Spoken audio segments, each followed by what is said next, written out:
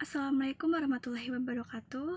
Pertama-tama marilah kita panjatkan puji serta syukur kita kepada kehadirat Allah Subhanahu wa taala yang telah memberikan kita kesehatan. Salawat serta salam kita haturkan kepada Nabi besar kita Nabi Muhammad SAW yang telah membawa kita dari zaman jahiliyah ke zaman yang berteknologi seperti saat ini. Izin memperkenalkan diri, nama saya Rizka Novitasari dengan NPM 2221020337. Ingin memaparkan materi guna memenuhi mata kuliah Tazinuz Jenazah dengan dosen pengampu Bapak Edi Susilo. Sesama muslim untuk mengurus mayit hukumnya fardu kifayah, yakni apabila sudah dilaksanakannya sebagian muslim maka tidak wajib bagi muslim lainnya mengerjakannya. Proses tasis mayit ada 4. Yang pertama, memandikan mayit. Ada perlengkapan yang dibutuhkan untuk memandikan mayit seperti ada air kembang, yaitu air daun bidara dan air sabun. Selanjutnya ada air kapur wangi atau kapur barus, air jernih, bangkul atau piang dipan, beberapa potong kain pipi, baju kurung atau gamis yang agak lebar, sudah usang dan jarang tenunannya. Untuk tempat memandikannya, jenazah haruslah tempat yang beratap tertutup serta diberi wangian dan sepi dari banyak orang yang memandikannya. Orang-orang yang boleh memandikannya ada sebagai berikut. Orang yang amanah, yaitu orang yang tidak suka memberitakan berita buruk si mayit, tetapi sebaliknya memberitakan kebaikannya.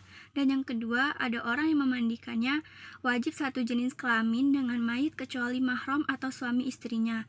Yang ketiga, jika mayit laki-laki, maka yang lebih utama dalam memandikannya adalah orang yang alim fikih, yaitu orang yang dalam bidang memandikan. Kemudian orang alim fikih yang lebih tua seperti kerabat mayit dari waris ashabab dengan urutan sebagai berikut seperti ayah, kakek, anak laki-laki, cucu, saudara laki-laki kandung, dan lain sebagainya. Dan yang ketiga, ada mengkafani mayit. Hal-hal yang diperlukan dalam mengkafani mayit adalah pertama, meja atau sejenisnya, kapas kapur wangi dan minyak wangi. Untuk mayat laki-laki diperlukan 3 potong kain kafan atau mori, serta juga bisa ditambah gamis atau baju kurung dan imamah atau sorban. Untuk mayit perempuan dan pun bisa statusnya laki-laki atau perempuan belum jelas, diperlukan 2 potong kain kafan, yaitu mori, gamis tapis, dan kerudung. Yang keempat, ada beberapa utas tali dari kain. Yang keempat, selanjutnya ada mensolati mayit. Dalam mensolati mayit ada beberapa hal yang harus diperhatikan, diantaranya yang pertama ada syarat-syarat mensolati mayit sama dengan salah satu sholat lain, hanya saja ditambah dengan beberapa syarat, yaitu 1. Pertama, mayit yang hendak disolati harus disucikan atau dimandikan, serta perkara yang bersentuhan dengan si mayit juga harus suci. Dan yang kedua, mayit harus berada di depan musolah dalam sholat mayit hadir. Yang ketiga, dilakukan di suatu tempat yang tidak ada penghalang antara muslahi atau mayit. Tidak dilakukan di masjid, maka jaraknya tidak melebihi atau kurang lebih 150 meter. Untuk tata cara sholat mayit atau jenazah, yang pertama itu ada berdiri bagi yang mampu, sebagaimana sholat-sholat yang lain. Yang kedua, jika niat bersama takbiratul ihram.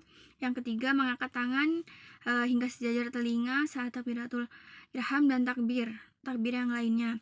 Yang keempat, ada meletakkan tangan di antara pusar dan dada. Yang kelima, membaca ta'awudz dan surat Al-Fatihah dengan pelan. Yang keenam, jika makmum lebih dulu selesai dalam membaca Al-Fatihah, sebaiknya ia berdoa bagi mayit. Ketujuh, dalam takbir yang kedua membaca sholawat atas Nabi. Takbir yang ketiga membaca doa khusus untuk mayit. Takbir yang keempat membaca doa Allahumma la tahrimna azrahu wa la taktina ba'dahu wafir lana walahu. Yang terakhir salam. Sesudah disolatkan jenazah diiringi ke pemakaman dan dikuburkan. Cukup sekian pemaparan materi yang dapat saya sampaikan. Saya akhiri. Wassalamualaikum warahmatullahi wabarakatuh.